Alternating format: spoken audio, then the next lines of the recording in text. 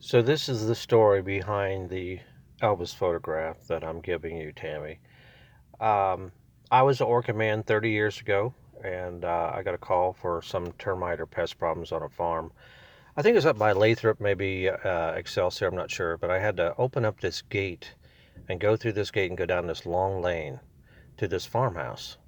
And there was this old man, well, not old, but probably middle-aged man, with this beautiful young girl, and they were out on this farm in the middle of the day.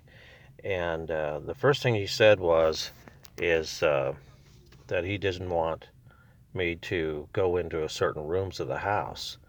You can go in this one, that one, but you can't go over here. And he let me look around. I thought, okay, they were up to something.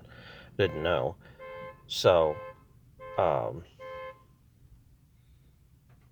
I went ahead and looked around, and he says, okay, this sounds really suspicious. I got to tell you who I am because this sounds really suspicious.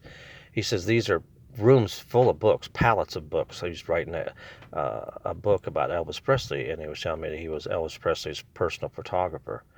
And I told him I was amazing, and my brother was an Elvis impersonator, and that I went to his last concert in Omaha. And he says, oh, well, come this way. And I go in this room with a big fireplace, and there's these huge pictures all over the walls with amazing photographs of Elvis, things I've never seen on the news or in the media or in movies or anything like that. And he reaches up and grabs one off the wall, the one I'm giving you, and he says, this is the one I took when I was standing on the stage with Elvis in Omaha. And of course, I was blown away. Um, and I put it in my car, and then I went on to treat the house, and I sprayed for roaches, I guess. And in the bathroom, there was this little exotic bird that he had gotten from the Philippines, and it was looked like unconscious on the floor of the bird cage, and he called it Elvis because it was so beautiful and full of colors. We took it outside and revived the bird. It lived, and I always say that I'm the guy that almost killed Elvis, but I was talking about the bird. He lived, so that turned out good. I'll get back to that story later on. So I went and gave that picture to my brother, who was the Elvis impersonator, and he kept it in his house for a long time. Loved it. His house burnt down, and the picture survived the house fire. And then he passed away of cancer 5 years ago, and his wife gave that picture back to me, and I've had it ever since. But with your love of Elvis, I think you're the one that should have it. It's just going to sit in my basement, and not enough people are going to see it. But back to that bird.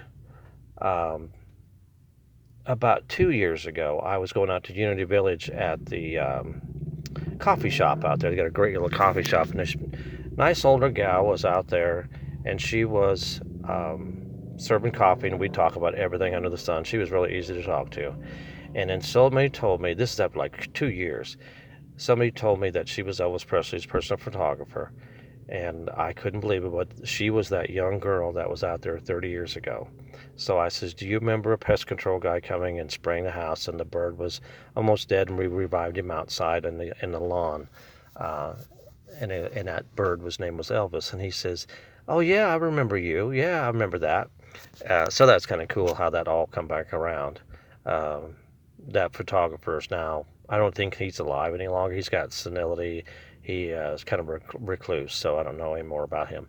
He told me he lived out there because even being that remotely close to Elvis, people would not leave him alone because of the fan base was so rabid. They wanted to be around anybody that was even remotely close to Elvis.